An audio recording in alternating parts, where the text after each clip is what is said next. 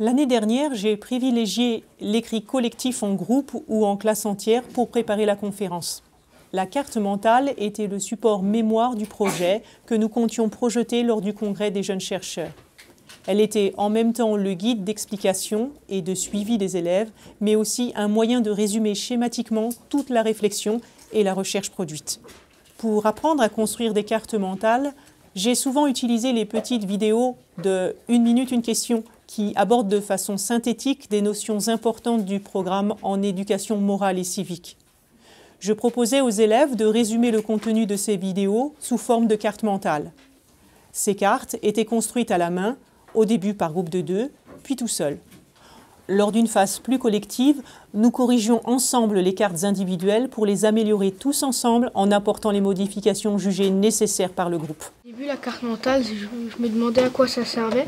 Je me demandais pourquoi la maîtresse ne nous donnait pas plutôt une feuille, qu'elle nous demandait de recopier le texte. Mais après, j'ai compris que c'était plus simple. Parce que par exemple, carte mentale, ça va faire plusieurs traits. Ça va différencier les familles. Par exemple, pour le poisson rouge, on a différencié les différents sujets à traiter. Protocole expérimental, les problèmes, les trucs se sont bien passés. Et maintenant, c'est mieux parce qu'on revient plus simplement à la réponse. Quand on s'est habitué, c'était un peu plus facile et c'est plus facile que des leçons écrites. Au cours de la conférence donnée lors du congrès des jeunes chercheurs, les élèves ont expliqué leurs recherches documentaires en précisant toujours ce qu'ils n'avaient pas encore trouvé ou ce qui ne paraissait pas encore très clair dans leurs recherches. La question de la mémoire animale était principalement ce qu'ils n'avaient pas réussi à compléter. Les élèves ont expliqué aussi que leur expérience était un échec, qui leur avait servi à rebondir pour trouver des solutions à ce qui n'avait pas fonctionné. J'ai choisi la conférence comme moyen de restitution car elle permettait d'impliquer la classe entière. De plus, cette forme de restitution s'est avérée être une situation d'apprentissage féconde. Ainsi, les élèves qui avaient mémorisé leur texte passaient devant des camarades chargés de leur faire un retour critique et constructif. Autant d'opportunités de travailler les compétences du langage oral indiquées dans les programmes en français. Comprendre et s'exprimer à l'oral, écouter pour comprendre un discours, participer à des échanges dans des situations diversifiées, adopter une attitude critique par rapport au langage produit. On a dû préparer ça à l'avance parce qu'on n'arrive pas là-bas et les mains dans les poches sans rien. On a dû préparer notre texte en classe. Chaque groupe a dû faire un petit récapitulatif de ce qu'on a fait pendant l'année scolaire. On voulait vraiment mettre des éléments, mettre les éléments les plus importants et pas raconter tout en détail, donc juste à peu près ce qui s'est passé.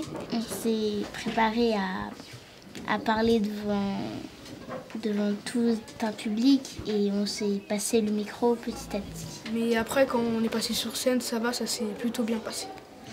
Et aussi, ça nous a rassuré d'avoir notre texte sur nous, parce que si on a un petit oubli, on peut regarder vite fait notre texte et ça se remarque presque pas.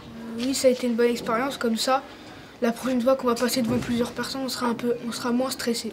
En outre, la préparation de la conférence est un bon moyen de synthétiser, de prendre conscience de l'état des résultats de l'expérimentation, mais aussi des apprentissages réalisés tout au long du projet. C'est aussi un moyen de laisser une trace de leur recherche et, dans le cas de ma classe de double niveau, de permettre une transmission des savoirs aux petits chercheurs qui amèneront plus loin la recherche dans une nouvelle itération. Cette année, en reprenant la deuxième expérience, j'ai beaucoup moins demandé de recherche documentaire sur le poisson rouge, réservant cela à un futur projet en fin d'année sur l'escargot. La question sur l'escargot était pourquoi l'escargot se déplaçait-il si lentement à cette vitesse-là. On y travaille encore, mais on n'a pas encore trouvé la réponse. J'ai plutôt demandé aux élèves d'analyser des documentaires vidéo que j'ai moi-même sélectionnés afin de synthétiser plus efficacement les connaissances issues des recherches effectuées par des scientifiques. Mon objectif premier était d'arriver à des résultats plus probants sur la capacité de mémorisation du poisson rouge. Mon deuxième objectif était de construire avec les élèves une série de connaissances sur la mémoire humaine, afin de travailler avec eux la possibilité de trouver des moyens de l'améliorer dans une approche plus réflexive sur l'apprendre à apprendre. J'ai retenu un mot scientifique, c'était la mémoire procédurale. J'ai retenu la mémoire inconsciente. J'ai retenu la mémoire perceptive, sémantique. La mémoire à court terme. J'ai retenu la mémoire de travail, mémoire située au cœur du réseau. La mémoire de type épisodique, c'est une mémoire animale. Mon troisième objectif, à travers une vidéo sur les voyages mentaux dans le temps chez l'animal, était de découvrir les a priori des élèves sur le classement des intelligences. Leur surprise a été double quand ils ont vu les aptitudes d'un primate à reproduire dans l'ordre une séquence numérique, là où la plupart des humains en auraient été incapables.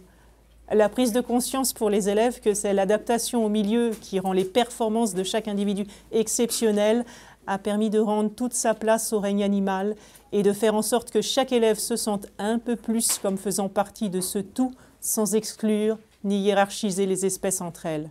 À travers cette vidéo, le travail des élèves a aussi été de construire et de pratiquer le langage scientifique. Les compétences travaillées ont été utiliser la schématisation pour rendre compte d'expériences élaborées par des scientifiques et expliquer le protocole et de voir les limites des expérimentations. J'ai été particulièrement fière des élèves de CM1 qui ont été capables de démontrer la limite d'une expérience scientifique, le rat et le chocolat. Cette année encore, nous participerons au congrès des jeunes chercheurs. La conférence sera travaillée aussi pour transmettre, à travers des documents projetés, les conclusions de la nouvelle expérimentation qui est en cours et ce que cette deuxième recherche aura pu laisser comme trace dans les esprits des élèves.